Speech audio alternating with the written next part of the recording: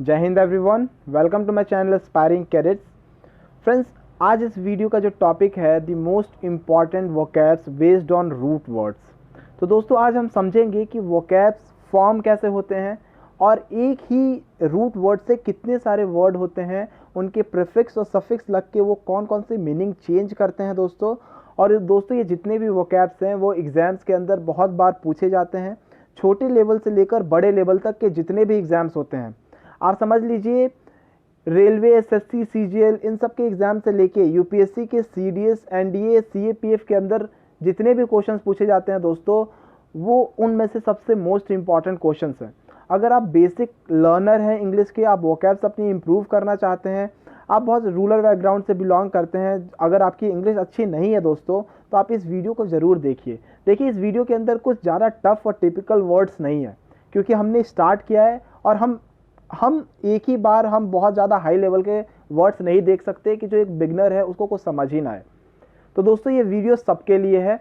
जो एक बिगनर है वो प्लीज़ इसे ध्यान से देखिए, इससे आपकी वोकैब्स काफ़ी इंप्रूव होगी। और अगर आपकी वोकैब्स अच्छी हुई तो आपकी अंडरस्टैंडिंग डेवलप होगी दोस्तों। और हम यही चाहते हैं कि आपका कॉन्सेप्ट डेवलप हो, आपकी एक अंडरस्टैंडिंग डेवलप हो, और आप जो एक इंग्लिश को एज अ बैरियर मानते हैं वो ख़त्म हो।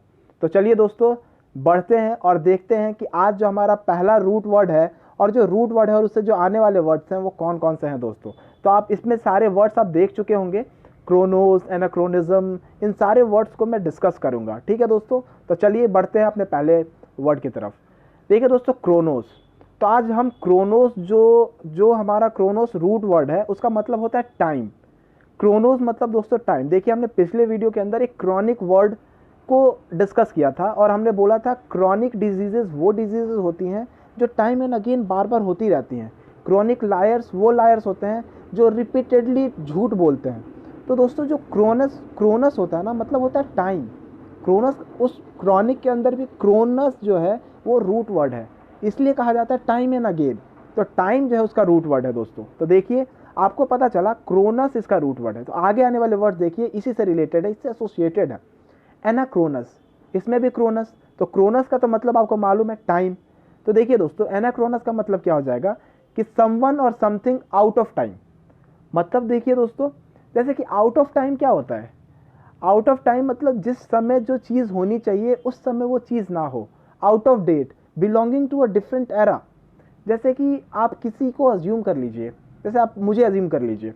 अगर मान लीजिए कि मैंने आज 20th सेंचुरी में मैं बुक्स पढ़ूँ 19th सेंचुरी की और बातें करूँ 19th सेंचुरी जैसी, तो लोग मुझे क्या बोलेंगे? एन एनाक्रोनस।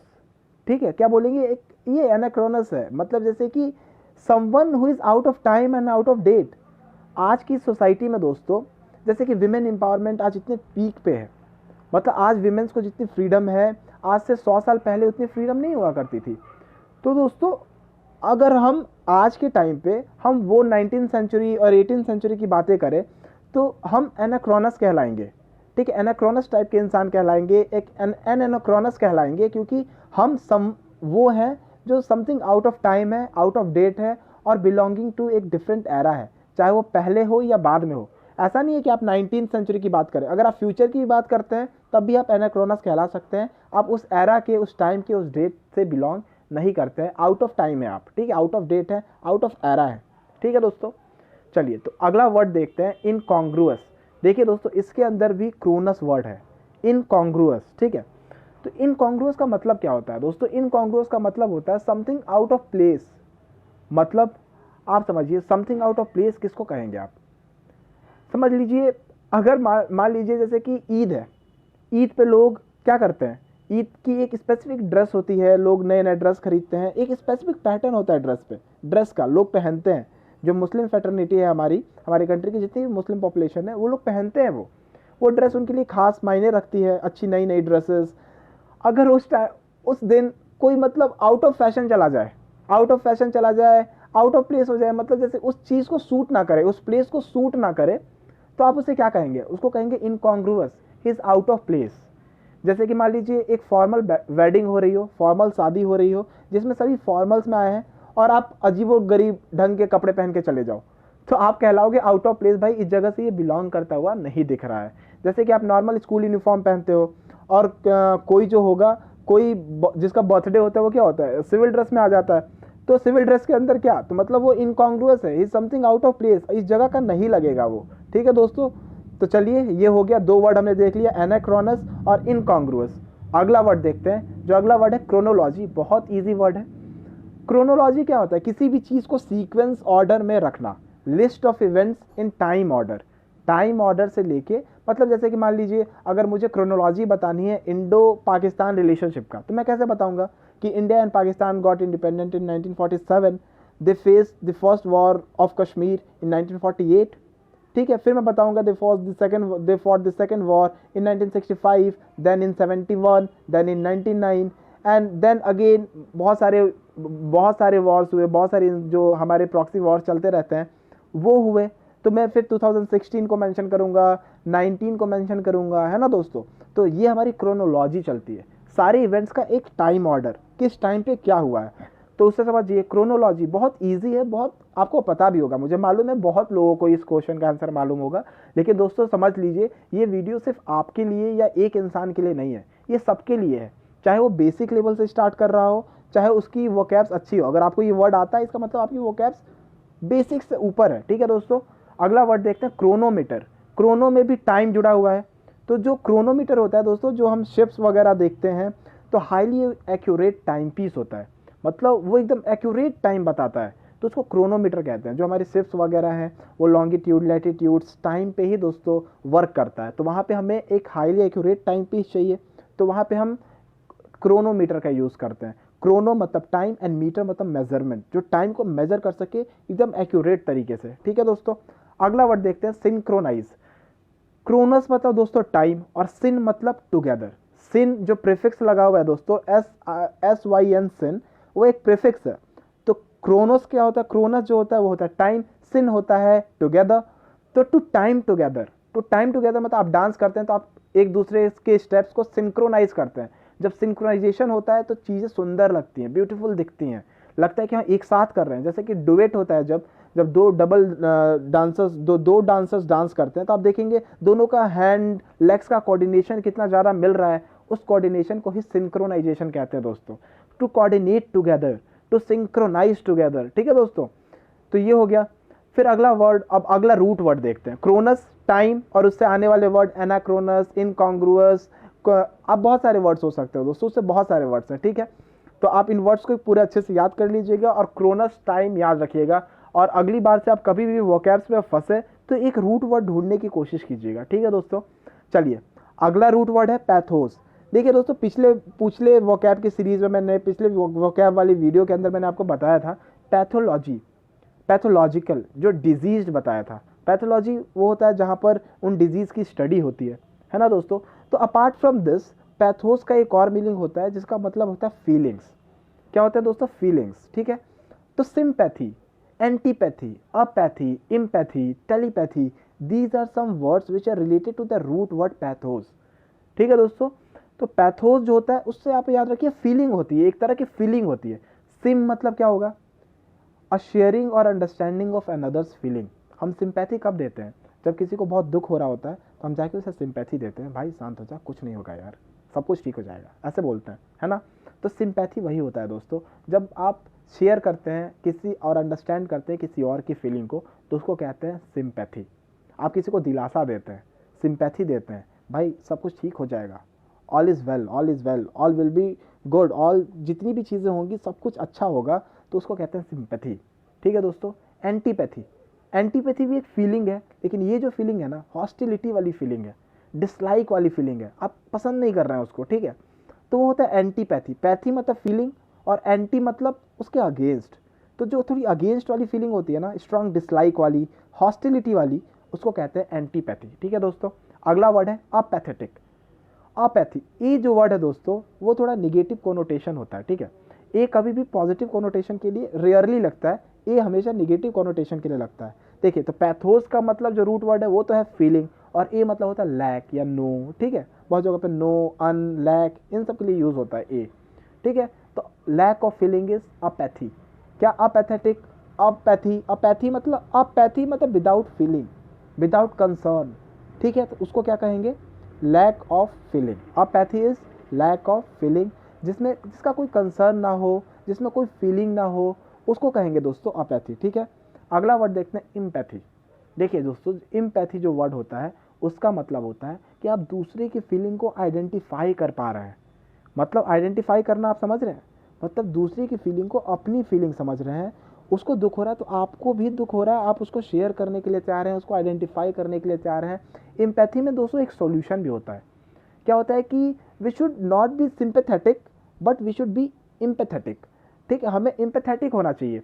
हमें दूसरों की अगर कोई फीलिंग होती है तो सिर्फ हम उसे सांत्वना दे के नहीं छोड़ सकते हैं दोस्तों, हम उसको आइडेंटिफाई करें, उसको सॉल्व करने की भी कोशिश करें अगर हमसे हो सके तो। उसको कहते हैं empathy, identification of an others feeling. मतलब उसकी जड़ तक पहुंचे, जाने, और वो जो चीज़ शेयर नहीं कर रहा है उसको भी समझ के, हम उसकी पूरे फीलिंग्स को समझ के, उसको आइडेंटिफाई करके उसे सॉल्व करने की कोशिश करें, उसको कहते हैं दोस्तों एम्पैथी।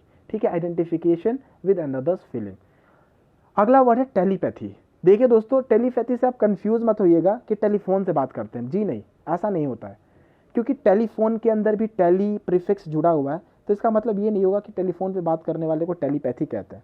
देखिए दोस्तों, टेलीपैथी क्या होता है कि कम्युनिकेशन फ्रॉम अ डिस्टेंस।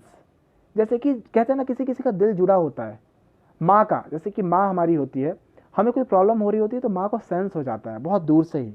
आप किसी बोर्डिंग स्कूल में पढ़े, आपको अगर कोई प्रॉब्लम हो रही है तो आपके पेरेंट्स को कहीं ना कहीं वो चीज़ फील होती है कि मेरा बच्चा जो है कहीं ना कहीं प्रॉब्लम में है। उस चीज़ को टेलीपैथी कहते हैं। It is not carried on telephone, it is just a feeling and it occurs when people can feel each others thought from a distance.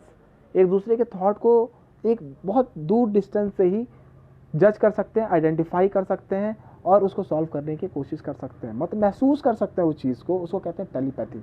ठीक है दोस्तों, अगला पैथेटिक। ये तो आपने सुना ही होगा, कोई चीज़ गंदी होती है वो कहते हैं पैथेटिक, बहुत पैथेटिक है। अगर आपका कोई एरिया क्लीन ना हो तो कहते हैं पैथेटिक है यार, पैथेटिक। कोई ड्रेस जो एकदम रविश शाबी पहने उसको कहते हैं पैथेटिक ड्रेस, मतलब पैथेटिक वे में बात भी करता है कोई तो गंदी करता है तो फिर कहते हैं पैथेटिक। पैथेटिक वर्ड का मतलब होता है सफरिंग और पिटी। ठीक है, it's likely to arouse sadness, sorrow. मतलब पैथेटिक एक अच्छा वर्ड नहीं है, मतलब ये ऐसी फीलिंग है जिसमें थोड़ी सैडनेस आती है, थोड़ा सॉरो होता है। क्योंकि पैथेटिक हम कहाँ यूज़ करते हैं, जो चीज़ हमें अच्छी नहीं लग रही होती है, जिसको देख के मन खराब हो जाता है, उस समय हम पैथेटिक वर्ड का यूज़ करते हैं दोस्तों। तो चलिए, जो अगला वर्ड है वो है सीओ। साइंस आपने सुना होगा, SCIENCE, साइंस। उसका ये दोस्तों उसी से बना हुआ है। ये सीओ मतलब होता है टू नो, नॉलेज। साइंस मतलब नोइंग। कौन प्रीफिक्स है जिसका मतलब होता है विद, टुगेदर। जैसे हमने पिछले वर्ड में देखा, पिछले वोकैब सीरीज में देखा, कंसाइंस वर्ड को डिस्कस किया था हमने। कंसाइंस, जिसका एक मोरल सेंस हो कि राइट और रॉन्ग क्या है। अनकॉन्सोनिएबल देखा था हमने वर्ड, जिसके पास अपनी बुद्धि ना हो। मैंने आपको ये वाला एग्जांपल दिया था, बुद्धि, कि इतनी भी बुद्धि नहीं थी आप में। तो दोस्तों वो जो होता है ना, जिन लोगों में एक मोरल सेंस नहीं होता कि राइट क्या है, रॉन्ग क्या है, तो वो अपने कंसाइंस का यूज़ नहीं कर पाते हैं। तो अगला जो वर्ड है सीओ से रिलेटेड, ओमनीसिएंट। सिएंट मतलब नॉलेज, और ओमनी हमने बहुत जगह सुना है, ओमनीवोरस। ठीक है, मतलब जो हर चीज़ खाता हो। तो ओमनीसिएंट मतलब ऑल नोइंग, सबको जानता हो, पोजेस्ड इन्फिनाइट नॉलेज। ऑमनीसिएंट हो, उसकी नॉलेज एकदम वाइड हो, बहुत ज़्यादा वाइड, इन्फिनाइट, और सबको जानता हो वो, उसे कहते हैं ओमनीसिएंट। ठीक है दोस्तों, जो बहुत पढ़ा लिखा हो, और आप मतलब इस वर्ड को यूज़ कर सकते हैं, जो आपके कुछ ऐसे दोस्त हो जो बहुत हाईली क्वालिफाइड हो, सबको जानते हो, आप उनसे जो पूछे उसका आंसर दे दे, तो आप उनको कह सकते हो ओमनीशिएंट। ठीक है दोस्तों, अगला है प्रीशियंट। सिएंट मतलब टू नो होता है, नॉलेज होता है, अब प्री मतलब पहले।